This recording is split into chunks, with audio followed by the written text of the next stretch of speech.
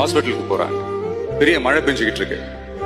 அப்ப அவர்கிட்ட இருந்த அந்த கொடைய அந்த கர்ப்பிணி பெண்ணை கிட்ட கொடுத்துட்டு இதை எடுத்துக்கிட்டு போமா அப்படின்னு சொல்றாங்க. அப்ப அந்த பொண்ணு சொல்றாங்க, ஆனா இது எப்படி நான் உங்ககிட்ட நான் திருப்பி கொடுக்கறது?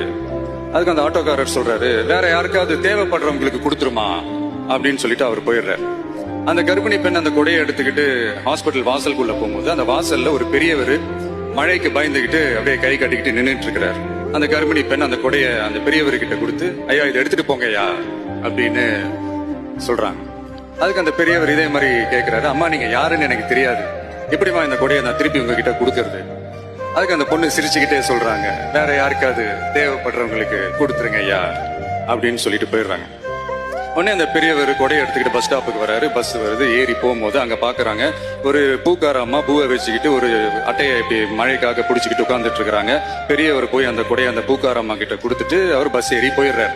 பூக்காரம்மா அந்த கொடையை எடுத்துக்கிட்டு வீட்டுக்கிட்ட வரும்போது அங்க ஒரு ஸ்கூல் படிக்கிற பொண்ணு பேக் எல்லாம் மாட்டிக்கிட்டு மழையில ஓடி வர்றாங்க. அவங்க போய் அந்த ஸ்கூல் பொண்ணு கிட்ட கொடையை கொடுத்துட்டு, மழையில நனையாதம்மா இதை எடுத்துக்கிட்டு போங்க அப்படின்னு சொல்றாங்க. பொண்ணோட அப்பா பதட்டத்தோட வாசல்ல நின்றுட்டு இருக்கிறாரு, பொண்ணு மழையில நனைஞ்சுக்கிட்டு வரணுமே அப்படின்ட்டு. அந்த அப்பா வேற யாரும் இல்ல, அந்த ஆட்டோக்காரர்.